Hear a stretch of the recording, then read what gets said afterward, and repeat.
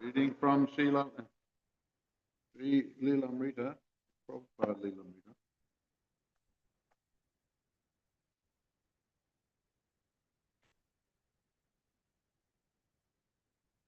December 18th, 1971, Nairobi. In Nairobi, Srila Prabhupada demonstrated how a sannyasi should preach. For 1 month, he strictly followed Vedic tradition by staying only 3 days or less in the home of each of his Indian hosts. Then, although his hosts always provided him good food and comfortable accommodations, he would move on to the next place. This was the rule for sannyasis, Prabhupada said. It kept them from becoming attached to bodily comforts and from inconveniencing their hosts. For Prabhupada to practice these rudimentary lessons of sannyas was, of course, unnecessary, for he was Paramahamsa, a sannyasi in the highest order of the Krishna consciousness. His body, mind, and words being totally engaged in Krishna's channel service, he was automatically detached from material comfort. Nevertheless, he followed the Vedic system just to instruct his disciples by his example. He followed the system of Madhukari, named for the bee, Madhu. means honey, which takes only a little pollen from a flower and then goes on to the next. This system of brief visits also enabled Prabhupada to involve more families in Krishna consciousness and to honor the abundance of invitations. The abundance of invitations. So Prabhupada showing here, Madhukari, sannyas. There are different levels of the sannyas ashram. Paramahansa, topmost level. Kutichak, Bahudak, Parivrajagacharya, Paramahansa. Paramahansa, highest there, as described here, free from all the bodily concepts of life. And but Prabhupada showed, by example, especially 1971.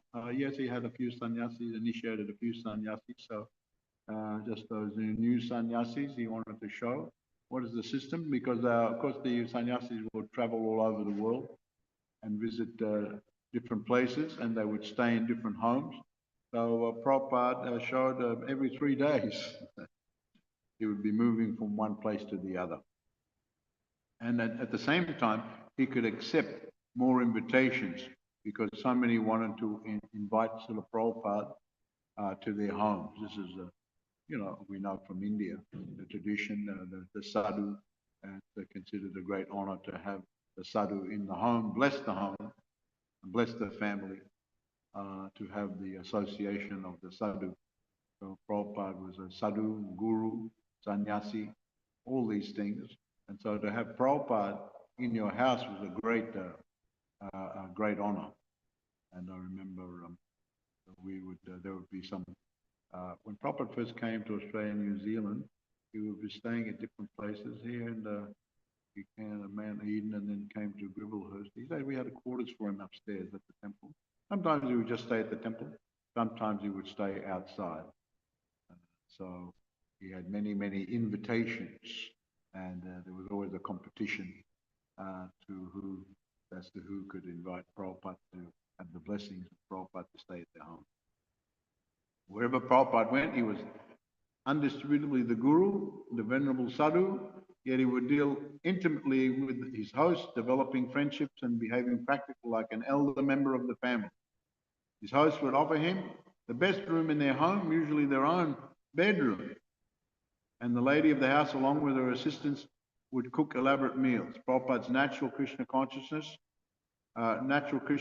bearing was commanding, and his behavior was always aristocratic, yet his hosts were charmed by his humility. Quickly, he was becoming the friend and Vaishnava guru of many of the families in Nairobi.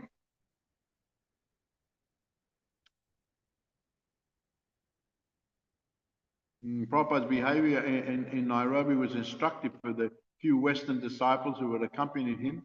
On one occasion, a Mr. Devaji Damji invited Prabhupada to bless the temple room in his home.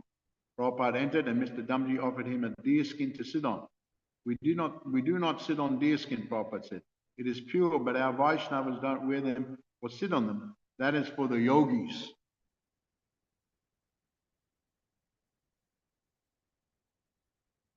Bhavananda. Mr. Damji invited Prabhupada to sit on a sofa which had been covered by a clean white cloth. Prabhupada sat down and they bathed his feet.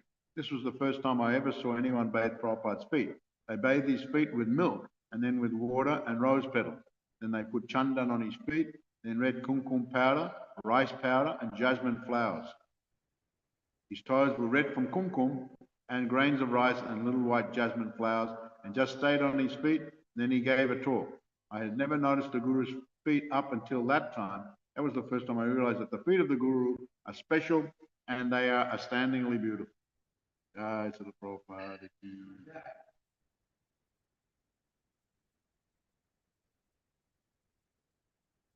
It doesn't stick.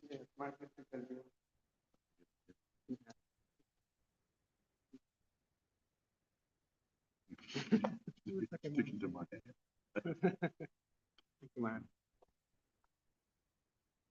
Om Namo Bhagavate Vasudevaya. Om Namo Bhagavate Vasudevaya.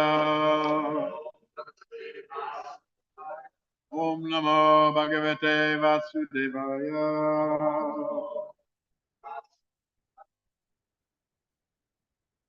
Morning, we're reading from the Srimad Bhagavatam. We're going to read a few verses. This is the description of the Bhumandala planetary system. I will give a little bit short class today because we need to get ready to go to the Rath Yatra parade in Manuira, which is starting at 10 o'clock. So it's a little bit of a drive there. So what number have you written there? What number is it? Number 11.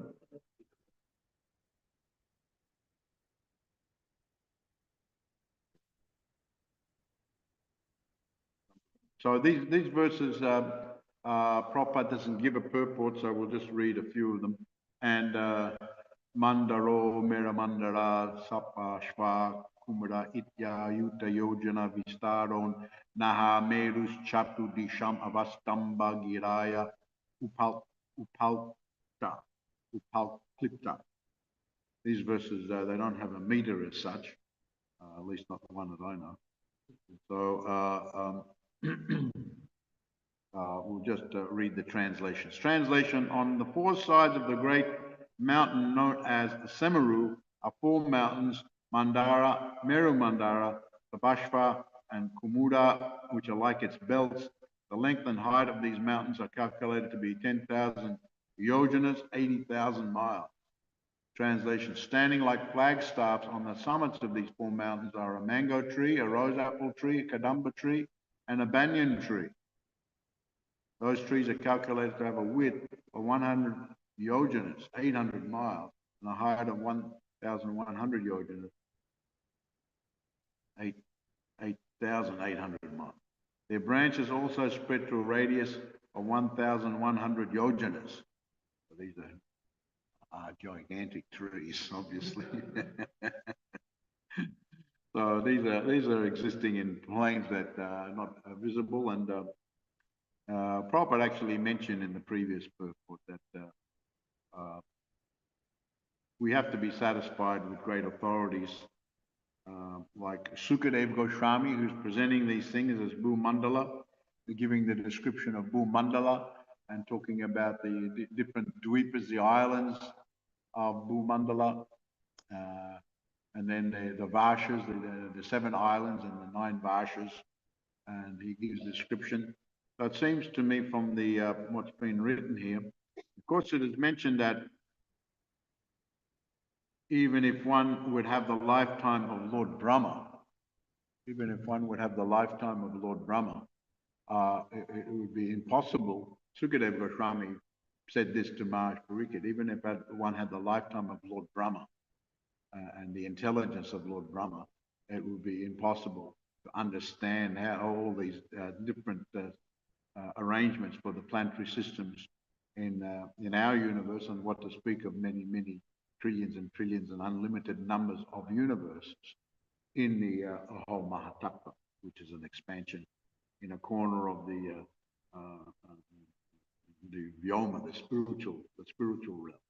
Just in a corner, there's the Mahavishnu expands and makes an area for these material universes. So there's many, many universes.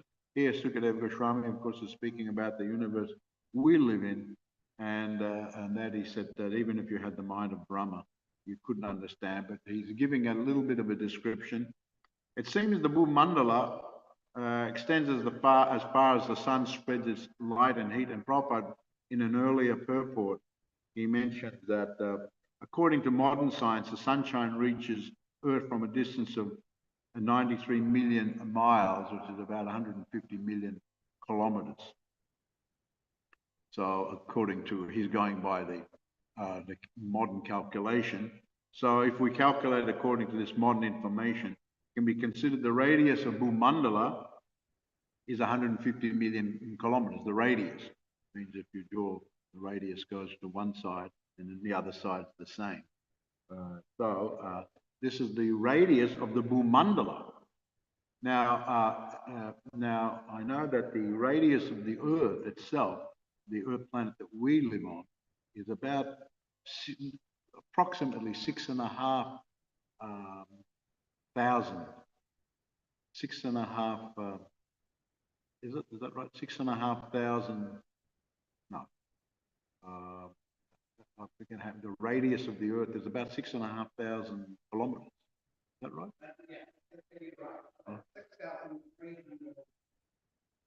Right. So that's the radius. So in total, that's the kilometers, right?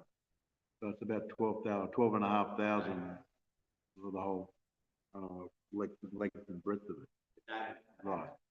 And from what I understand from my old, school days and everything, is that it's not actually round, it's elliptic, which means it's elongated on each pole, according to the modern calculation. Although it may look like it's completely round from space or something like that, from a satellite. But actually, according to their calculation, it's a little bit elongated on each, the North Pole and the South Pole. So it's like when you blow up a balloon, it's not completely round.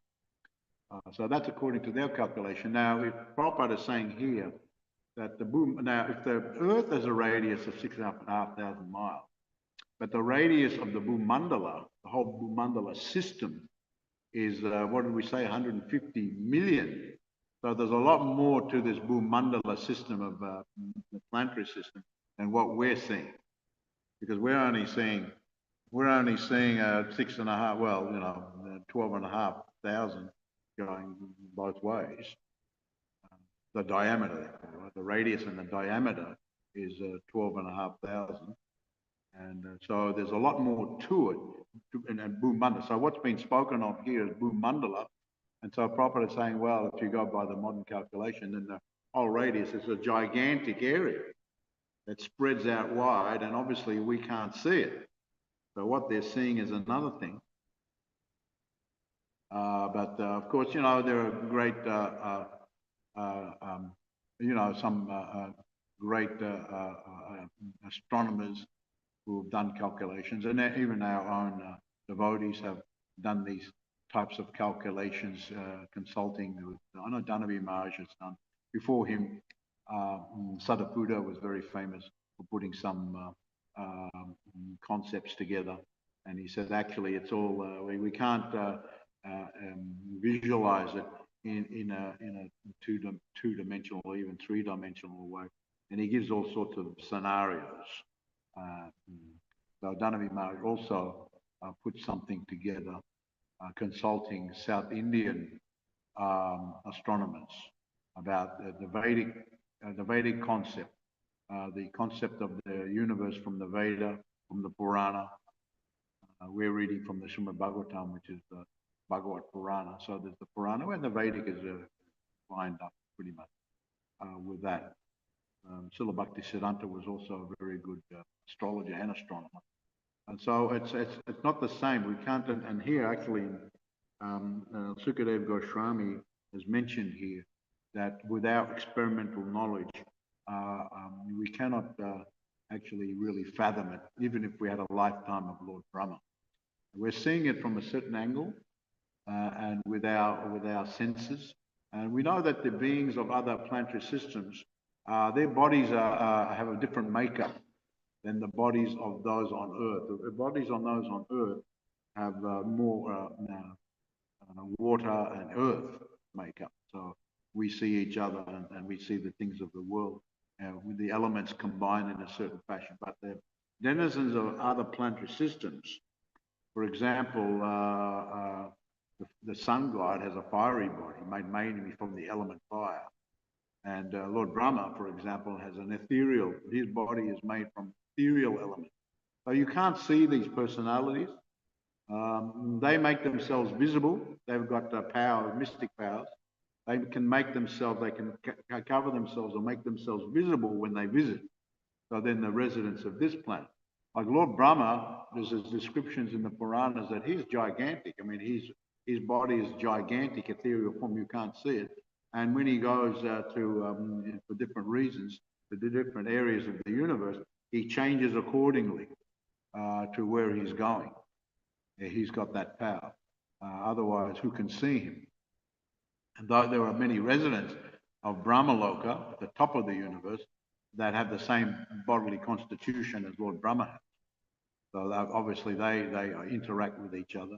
And Indraloka and Chandraloka and so on and so forth, they have the bodies are differently constituted than the bodies here on Earth.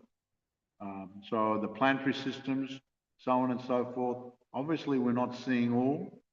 They're seeing some things and they're making calculations. So therefore, Prabhupada makes a point.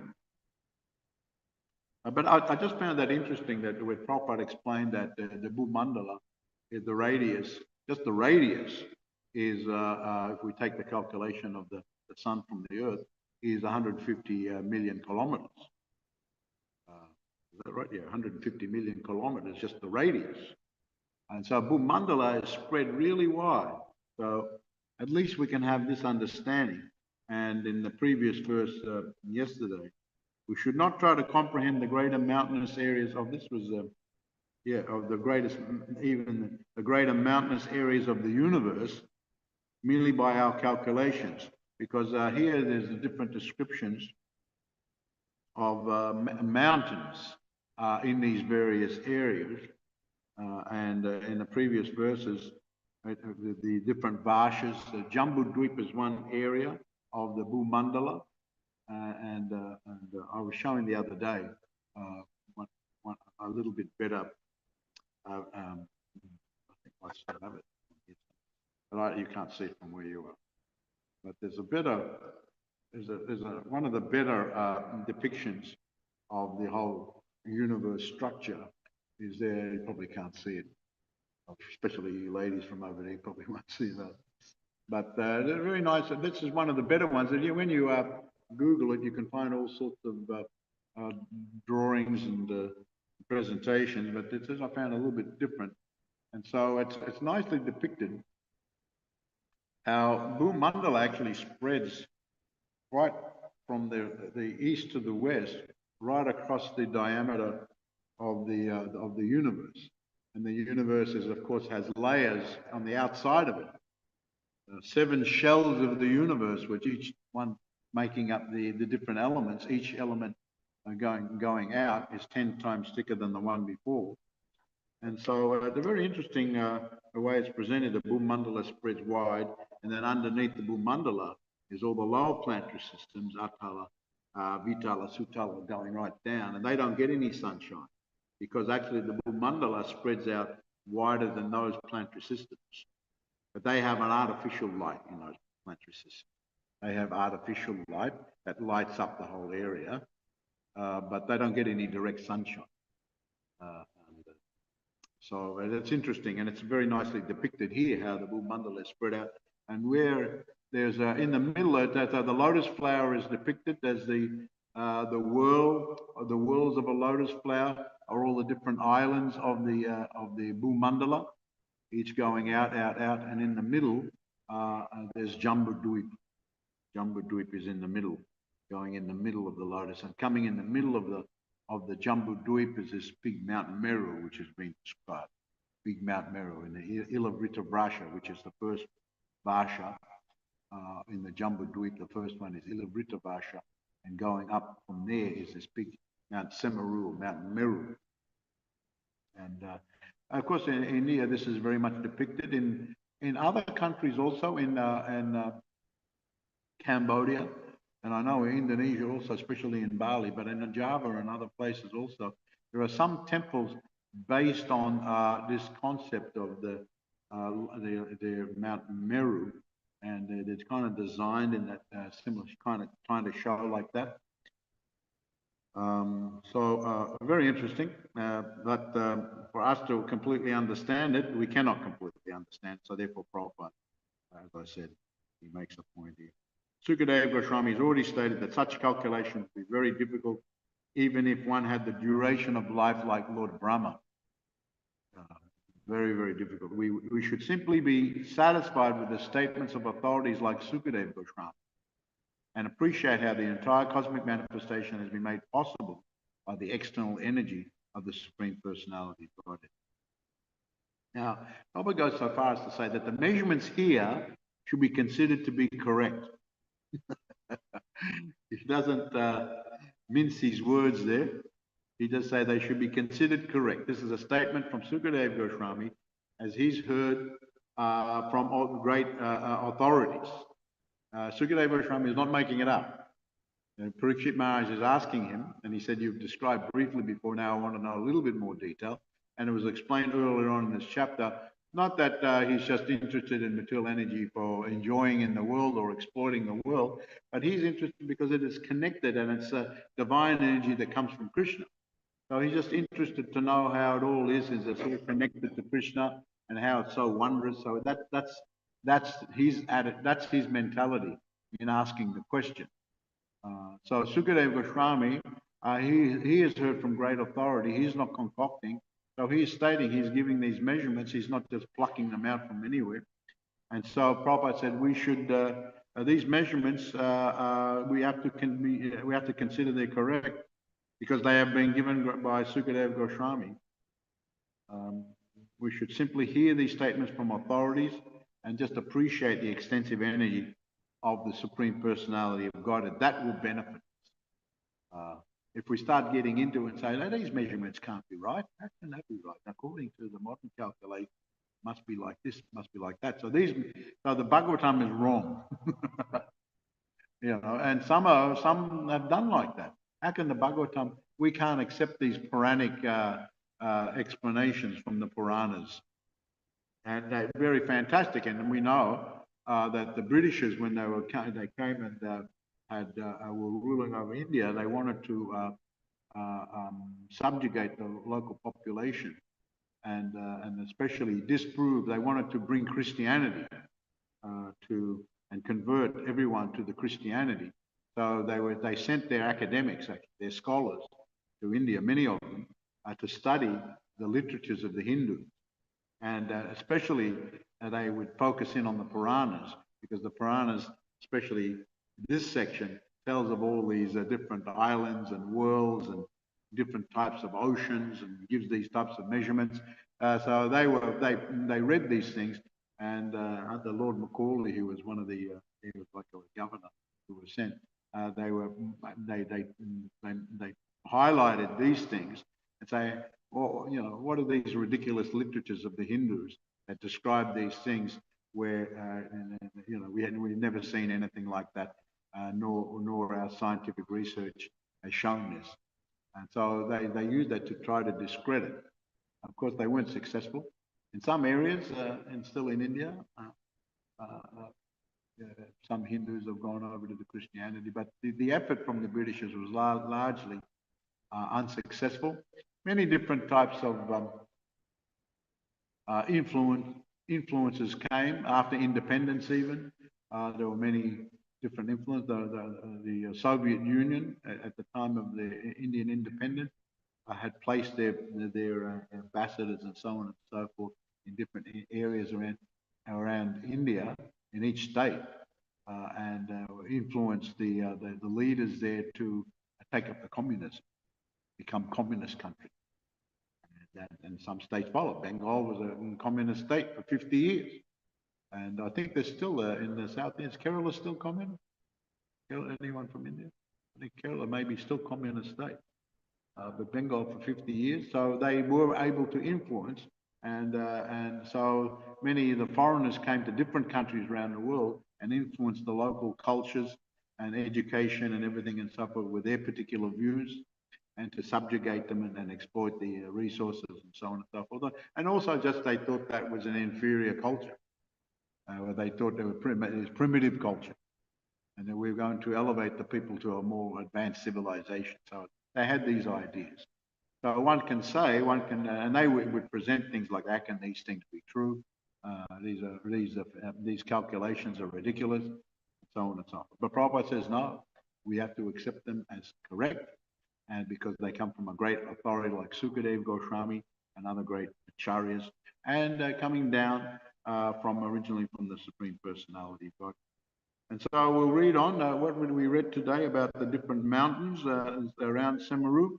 So Mount Meru is in the middle of this Jambudweep, very high mountain, and it's like a cone that's upside down, made of, apparently, I think probably we'll read about, made of gold. Obviously, we can't see it. We can't see it with our eyes. but it's existing there in the Bhumandala. It's somewhere. Standing like flagstaffs, and then we read about the different types of trees like flagstaff on top of these mountains that surround Mount Meru. Mango tree, but these are not just ordinary these are just like almost like a universal tree.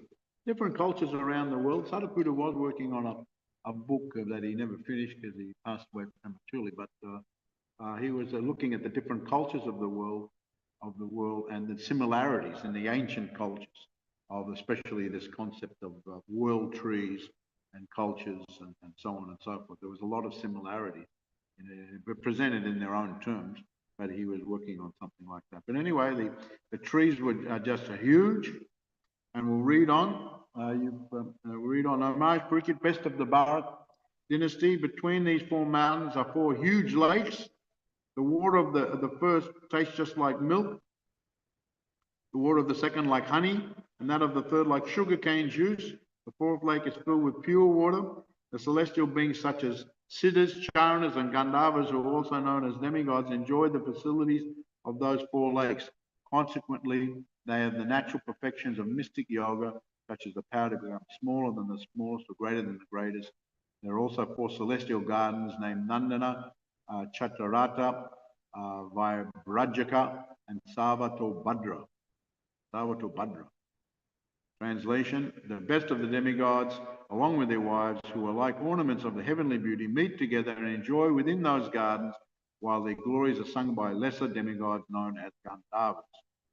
So Om, Bhu, Bhuva, Sva, the Gandharvas and the Siddhas and the Charanas, they are above the earth, but they're considered Upadevas, which means they're semi-demigods. The greater demigods are like the Indra and the Chandra. They're the leaders of the greater. They live on the Svarga. Om Bhuva. Bhuva means the Svarga, the heavenly planets. They're higher still.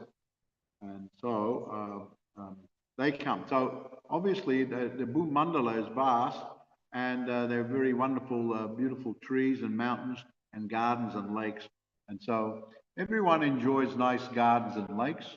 And a city that doesn't have parks and gardens and lakes and things like that is a very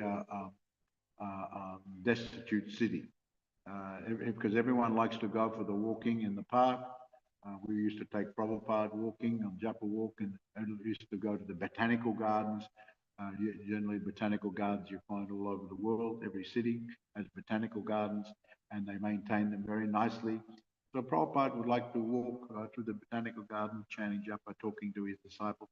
So we find here the demigods, and these are considered more mode of goodness places, where the mode of passion city, with horns blowing and pollution and so on and so forth. Everyone likes to get out of these places. Of course, some people like it, but generally the mode of goodness is better. And so these denizens of the semi-demigods like the Gandharvas would come there, and the higher demigods would also come. On the lower slopes of Mandara Mountain is a mango tree named Devachuta. They've got names, these trees. Mangoes as big as mountain peaks, and as sweet as nectar pour from the top of this tree for the enjoyment of the denizens of heaven. Prabhupada says there's a reference in the Vayu Purana also about this great tree. We'll read text 17. When all those solid fruits fall from such a height, they break, and the sweet, fragrant juice within them flows out and becomes increasingly more fragrant as it mixes with other scents. That juice cascades from the mountain in waterfalls and becomes a river called Arunoda, which flows pleasantly through the eastern side of Ilavrita Vasha. So these are the descriptions. Hard to picture all this when we're just reading. I'm fortunate because I'm looking at the actual diagram and all, but as I said, Ilavrita is in the middle where that Mount Meru is, and they have all these other mountain ranges. So in between all that, there's these vast gardens and lakes and so on and so forth. And so huge trees with huge fruits. The pious wives of the Yakshas act as personal maidservants to assist Bhavani, the wife of Lord Shiva, because they drink the water of the river Arunoda, and their bodies become fragrant. And as the air carries away that fragrance, it perfumes the entire atmosphere for 80 miles around. Similarly, the fruits of the jambu tree, which are full of pulp, have very small seeds, fall from a great height and break to pieces. Those fruits are the size of elephants, and the juice gliding from them becomes a river named Jambu Nadi.